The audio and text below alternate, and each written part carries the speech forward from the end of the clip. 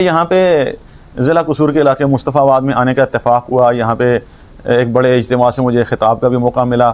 تو یہ مصطفیٰ آباد کا جو پریس کلب ہے یہاں پہ بھی آنے کا موقع ملا. تو میں بہت شکریہ ادا کرتا ہوں اپنے بھائی عمران سلفی صاحب کا اور دیگر احباب کا جنہوں نے مجھے یہاں پہ آنے کی دعوت دی. تو بڑے عرصے سے میری خواہش تھی کہ مصطفیٰ آباد کا جو پریس کلب ہے مجھے وہاں پہ گفتگو کرنے کا موقع ملے. تو یہ الحمدللہ آج یہ موقع مجھے ملا ہے. یہاں سے آتے جاتے ہمیشہ حسرت رہی اور عمران بھائی سے بھی ملاقات کا موقع آج اللہ نے میسر کیا ہے. تو آج 16 دسمبر کا دن ہے. تو 16 دسمبر کا دن پاکستان کی تاریخ میں اور بلکہ عالم اسلام کی اور امت کی تاریخ کے اندر ایک المناک اور دردناک حیثیت رکھتا ہے. اس دن عالم اسلام کا تاریخ کے اندر آبادی کے لحاظ سے بننے والا سب سے بڑا جو ملک تھا پاکستان وہ دو لخت ہوا تھا اور پاکستان کے دو ٹکڑے ہوئے تھے اور اقلیت سے اکثریت نے آزادی حاصل کی تھی. اس کے پیچھے بہت لمبے چوڑے محرکات ہیں. انڈیا کی سازشیں ہیں. اس نے ہمارے ملک پر حملہ کیا. اس نے انٹرنیشنل بارڈر عبور کیا. دنیا کے تمام قوانین اور جتنے اصول و ضوابط ہیں ان سب کو اس نے اپنے پاؤں کے نیچے روندا اور دنیا میں اسے کسی نے نہیں پوچھا کہ تم نے یہ حرکت کیوں کی, کیسے کی. اور اس نے ہماری فوج سے ہتھیار ڈلوائے, چاروں طرف سے ہمارا گھیراؤ کیا. ایک لمبی تاریخ ہے جیسے اس نے وہاں پہ سازشیں کی, مکتی باہنی کھڑی کی اور وہاں کے لوگوں کو اس نے ٹریننگ دی اور ٹریننگ کے ساتھ ان کو اسلحہ دیا. ساری دنیا بیٹھ کے تماشا دیکھتی رہی اور آج ہمیں کہتے ہیں کہ آپ کشمیر کی بات نہ کریں ورنہ آپ دہشت گرد ہوں گے. اتنا بڑا سانحہ تاریخ میں کبھی نہیں ہوا کہ ایک ملک دوسرے ملک میں جائے, وہاں کے لوگوں کو اکسائے, ان کے لیے ٹریننگ کیمپ بنائے, ان کو اسلحہ دے اور پورا ملک ہی توڑ دے. تو اس کے اوپر کوئی بات کرنے کے لیے تیار نہیں اور اس کا کوئی نام لینے کے لیے تیار نہیں ہے. اور افسوس کی بات یہ ہے کہ جس پاکستان کا سب سے بڑا نقصان ہوا وہ پاکستان بھی آج اس کے اوپر خاموش نظر آتا ہے اور ہم بڑے دکھی ہیں اور بڑے تکلیف کے اندر ہیں. اور یہ سانحہ پیش آنے کی جو بنیادی وجہ ہے وہ جو میں سمجھتا ہوں وہ یہ ہے کہ کلمہ طیبہ لا الہ الا اللہ جس کی بنیاد کے اوپر یہ پاکستان بنا تھا اس بنیاد کو گرایا گیا. اس لا الہ الا اللہ کو پاکستان میں قائم اور نافذ نہیں کیا گیا. بنگالیوں کے ساتھ ہمارا نہ زمین کا تعلق تھا, نہ کوئی ان کے ساتھ تہذیب کا تعلق تھا جو دنیا کی تہذیب ہوتی ہے اس کا تعلق تھا, نہ رنگ, نہ نسل, نہ کلچر اور نہ کھانا, نہ پینا, قسم کا کوئی ہمارا بلکہ جغرافیہ.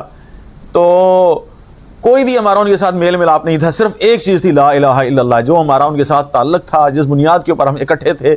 ہم نے اس دیوار کو گرایا, پاکستان گر گیا اور پاکستان ٹوٹ گیا. آج بھی ضرورت اس بات کی ہے کہ اس لا الہ الا اللہ کو پاکستان میں قائم کیا جائے, پاکستان میں نافذ کیا جائے اور پاکستان کا یہ نظام قرآن و سنت کے نظام کے تحت چلایا جائے. انگریز 36 کا قانون ہے اس کو یہاں سے نکالا جائے. جب تک آپ نہیں نکالیں گے یہ پاکستان آگے نہیں بڑھ سکتا.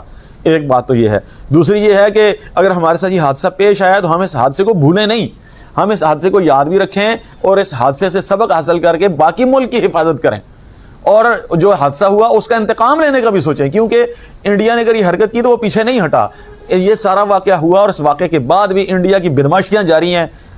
2-3 دن پہلے ہمارے وزیر داخلہ رانا ثناء اللہ صاحب لاہور میں بیٹھ کے پریس کانفرنس کر رہے تھے کہ انڈیا ہمارے ملک میں یہ بدماشی کر رہا ہے, یہ دہشت گردی کر رہا ہے. لاہور میں جو ٹاؤن کا دھماکہ اس نے کروایا, بلوچستان میں اور فاٹا کے سابقہ علاقوں کے اندر, وہ آج بھی ساری جتنی دہشت گردی ہے اس کے اندر انڈیا ملوث ہے. جب انڈیا ملوث ہے, اس نے سیاچن پر قبضہ کیا, اس نے کارگل کے اندر بدماشی کی, اس نے ہمارے جہاز گرائے, اس نے بنسیرا میں بمباری کی. وہ کہتے ہیں کھلے عام کہتے ہیں ہم آزاد کشمیر چھین لیں گے, ہم گلگت بلتستان چھین لیں گے. اس پر وہ حملے کرتے ہیں, بمباریاں کرتے ہیں. تو آپ اس کے ساتھ جنگ بندی کر کے بیٹھے ہوئے ہیں. سب سے پہلے تو یہ جنگ بندی ختم کی جائے.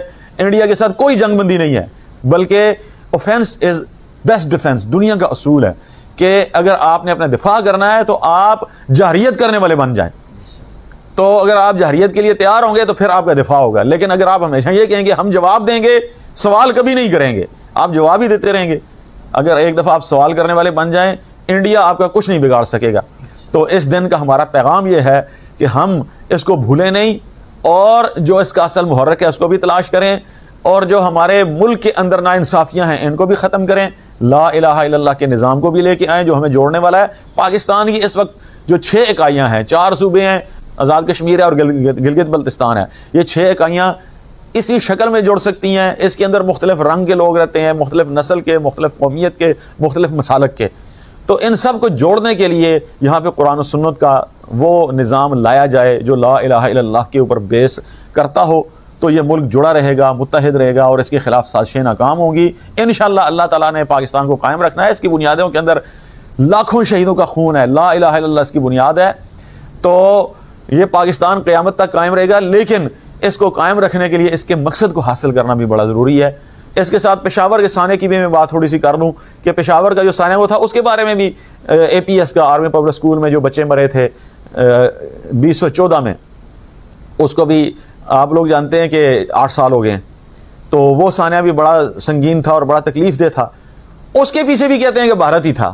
اچھا، آپ کی ہر ایک دہشت گردی اور واردات کے پیچھے اگر بھارت ہے تو پھر آپ بھارت کے ساتھ دوستیاں، اس کے ساتھ تعلقات کی بہتری کا سوچنا بھی چھوڑ دیں، کیونکہ اس نے آپ کے بارے میں کوئی کسی قسم کی روح رعایت نہیں کرنی۔ یہی ہمارا پیغام ہے۔ دیکھیے، پاکستان کی گورنمنٹ تو یہ صاف کہہ رہی ہے نا کہ ہمارا جو ہے نا یہ اصل دشمن بھارت ہے۔ آج پاکستان کے وزیروں نے ایک مرتبہ پھر تسلیم کر لیا ہے، تو جب وہ کہہ رہے ہیں اول نمبر کے اوپر تو جو ہے نا انڈیا، یہ بھارت ہی ہمارا دشمن ہے، آپ اس کے ساتھ معاملات ٹھیک کریں۔ اور معاملات ٹھیک کرنے کا مطلب یہ نہیں کہ اس کے ساتھ دوستی تجارت کریں، بلکہ اس کے ساتھ وہی زبان استعمال کریں جیسی وہ کرتا ہے۔ 75 سال سے وہ ہمارے پیچھے پڑا ہوا ہے، 70% ہمارا ملک وہ کھا چکا ہے، 30% ہمارے پاس ملک اس وقت موجود ہے جو ہمیں ملا تھا اس میں سے۔ تو جو ہمیں ملا تھا اس میں سے اتنا 8 ٹکڑے انڈیا ہمارے کر کے وہ ختم کر چکا ہے، تو ہم اس کے ساتھ کسی قسم کی روح رعایت نہ رکھیں، دو ٹوک اس کے ساتھ معاملات طے کریں، اور جو اس نے بدماشی کی ہے عالمی سطح پر اٹھائیں اور کشمیر کی تحریک آزادی کو تیز تر کریں، پاکستان اس کو لے کے آگے بڑھے۔ اس کے علاوہ آپ کا کوئی چارہ کار نہیں ہے دنیا میں رہنے کا۔ انڈیا کے علاوہ اس خطے کے اندر کوئی بھی ہمارا دوسرا دشمن ملک اڑوس پڑوس میں کوئی بھی نہیں ہے، نہ ہی ہماری کسی کے ساتھ کوئی۔ یہ ابھی تھوڑا سا افغانستان کے ساتھ مسئلہ کھڑا ہوا، وہ غلط فہمی ہے، اور اس غلط فہمی کو دور کرنے کا طریقہ یہ ہے کہ پاکستان افغانستان کی گورنمنٹ کو تسلیم کرے، عالم اسلام سے تسلیم کروائے اور اس مہم کو آگے لے کے چلے۔ مضبوط ترین گورنمنٹ افغانستان میں قائم ہوئی ہے، عالمی طاقتوں کو شکست ہوئی ہے، اس کے ساتھ اپنے معاملات ٹھیک کیے جائیں۔ افغانستان پاکستان کا سب سے بہترین دوست ہے، وہ ہمارا دست و بازو ہے، وہ ہمارا ایک صوبے کی حیثیت رکھنے والا خطہ ہے۔